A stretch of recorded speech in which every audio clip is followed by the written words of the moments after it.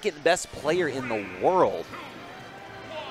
And we're going to start off with the beautiful Marth.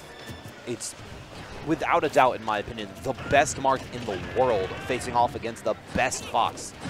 Hands down, we have a character specialist fighting against each other. Now, Larry actually has taken a set off of MKLeo before at the Rio de Janeiro Esports Games in 2016, but that was a long time ago. That was back in August, I believe, 2016. Because I believe that was the week after one of the super majors that was going on. It has been quite a long time, and after Super Smash Con, that's what it was. MKLeo has only gotten better. It's so crazy to think about this young man. He's 15, 16, 17. He's a young man, a prodigy with so much time on his hands. You can see the dancing blade. Oh, but he doesn't go for the downwards 3 into outwards 4. Yeah, he always likes to delay that third swing in order to try to get that tippered fourth swing. Larry trying to go in with a dash attack to connect that into an up smash, but he just opts to go for an up tilt instead, pushing Leo off stage. Gonna go for the rapid jab to apply some shield pressure. What's gonna happen? I mean, I've seen Larry do this so many times when he just goes for the rapid jab and keeps holding it, hoping that his opponent was gonna mess up or something. But I remember seeing Zero versus Larry, that exact same thing happen, and he lost the stock again. Zero did the same thing to him. Zero just jumped over it, hit him with a down air, and connected it into a back air or something. What Larry's expecting there, and we saw in an earlier set with Larry today, is the opponent to start charging an attack while facing against Fox. That was beautiful. Larry just pivot grabbed into an up tilt with all of his might. Connect that into an up air. But what just happened? He held down. Why did he hold down?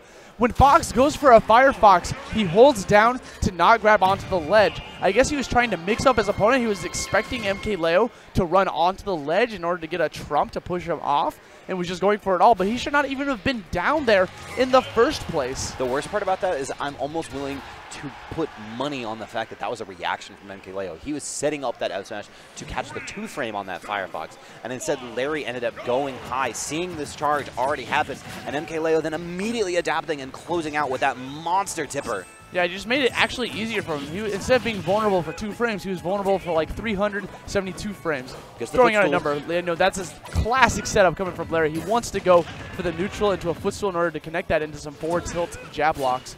I guess they're called forward tilt locks. And the nice thing about it there is they're going to push him towards the edge, allowing for Larry to possibly set up into that falling forward air into footstool. But right now, MKLeo already putting all this damage. He goes for the extended dancing blade into the tipper, pushing him back off again. And MKLeo is dominating Larry Lurr in this second game. Larry running out of options, but once again, he spawns back onto the stage, connecting to a lot of these up tilts, but Leo is relentless. He's gotten way better since the last time they met at Zero Saga. Leo has won so many sets against top players, has won an additional tournament as of Genesis, but you know, Larry just runs and connects the up smash and is already putting him back at 0%. Yeah, Larry Lurr only has 42% on him, but we've seen MKLeo turn 42% into a stock so many times. Larry has to play this so carefully because he wants to play this super aggressive style that Fox really allows the player to do. But MKLeo just seems to have all of the answers, all of the counterplay. Takes a step back and shoots the gun just a little bit now, only 12% separating the players. But now MKLeo gets that initial hit, cams backwards with those fares, and finally connects and is able to push the advantage. They're both playing super careful until Larry started to overextend, trying to be a little aggressive, and MKLeo snuffed it out with the Dancing Blade side special. It's a couple times now that Larry has jumped from ledge, and you know MKLeo has to be taking notice of that. Got to be very careful because that rising tipper up air is going to be very powerful here on Town and City. Ooh, and just like that, the falling up air into back air, but it's not quite enough. See the down tilt? See another down tilt? Oh, he doesn't get the trifecta, but it gets the F tilt off the jab. This edge guarding is out of control coming from MKLeo. He caught him with the double up down tilt, hit him with the jab, goes for the up throw because he thought he was at a death percent. This time Larry actually going for the spot dodge since he knows what Leo is going for. He has him at 60%. This could be Larry's opportunity to connect a back air. Goes for the up tilt instead. He is sending MKLeo left and right. Bets it all on that forward air. Nice stack coming from Larry. He's still in this fight. Leo at 81%. Larry Lurr, 157. Leo runs in there, gets the grab, gets the up throw, sends him off. 2-0 lead for Leo. And that's what's so difficult about that. You saw Larry sitting at 157% when that grab connected. He had to play out of his mind. He had to avoid all of the attacks that Leo had pointing out, and also you had to avoid anything that would put him in a laggy situation, because the second MKLeo even places a hand on him, to the heavens he goes. I'm going straight back to Town and City. Fox loves the big stage and the small ceilings. Up smash and up airs can connect a little easier and kill a little bit slower percents. Oh, and these regrabs putting a lot of damage on Larry already. Misses the up tilt there, but 52%.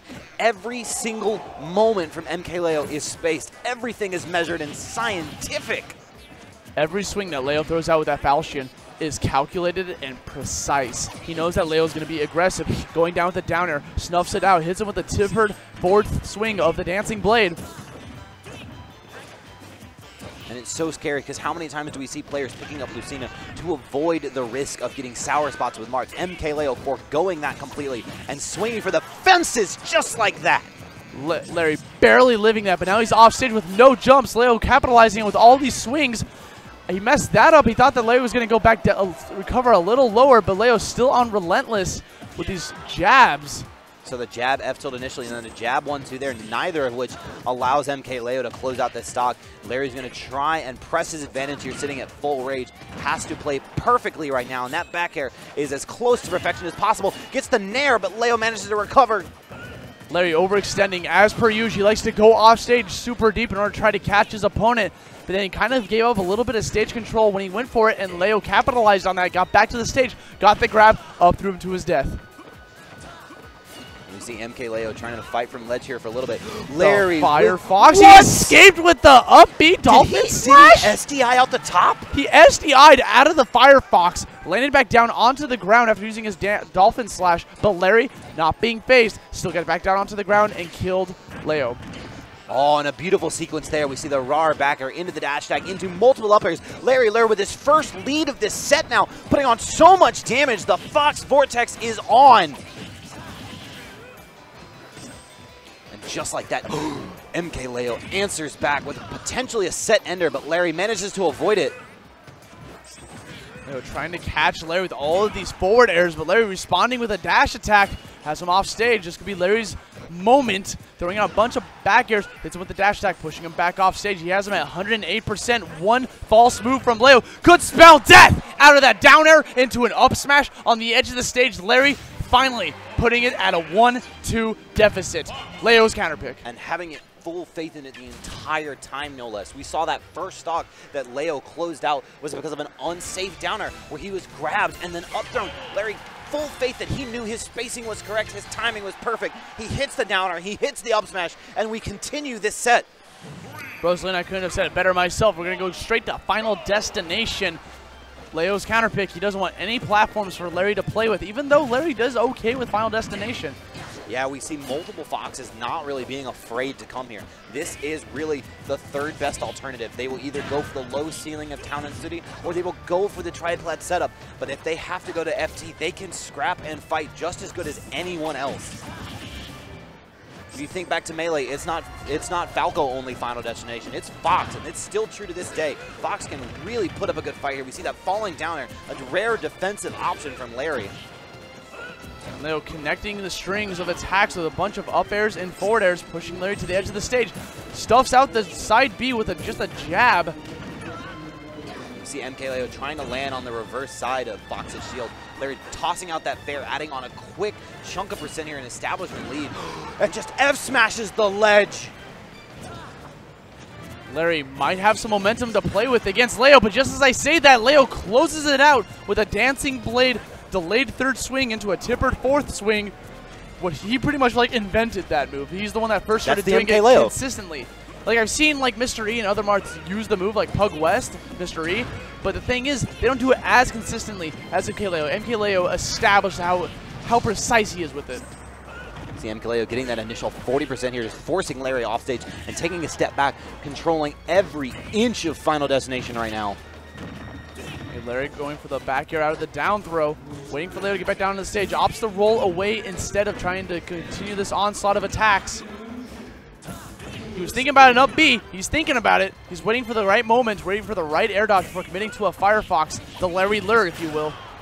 Yes, and he's even still wary after we saw Game 3. MKLeo having to answer that, but just run up and up smash, and suddenly we have a set, 2-2. He caught MKLeo swinging with that neutral air, ran up to him as he landed down on the ground with all the landing lag that he had from the move. It's a pretty safe move, but still has some delay to it. Capitalized on it, got the up smash to connect, and takes it to a final game in this set. Oh, and we see Leo taking a timeout now. I'm wondering if he's going to be speaking to Javi briefly, getting a little bit of outside insight to try and help him capitalize and finish this out. You have to wonder what the momentum swing has done at this point. This is a young man fighting against in a grown man's game. This is, you know, Larry Lurr. How long? Larry Lurr has been playing Smash since before MKLeo was born. Like, he has been in this scene forever. He knows what the tournament and what everything is expected of you. And all of a sudden, now facing a pivotal Game 5, Leo has to dig deep and close this out. Okay, he's getting all the advice he can get from his brother, Javi. Not his brother, his teammate, Javi. Whatever. Yeah. His teammate, Javi. I was like, have I been lied to? Going into Game 5, back to Final Destination. Even though it didn't work out too well for Leo, hopefully the tips from Javi will help him out, close out the set, and move on to winners semis. You know you want to be in that top 8 spot in winner's side. But Larry having something to say about that. 67% in less than 10 seconds. And Larry didn't even need a coach. When MKLeo called for a coach, no one came up to Larry. Larry didn't need it. He was like, no, I got this. I have all the momentum in my favor. He's back onto the stage, even though Leo tried as desperate as possible to keep him off for as long as he could.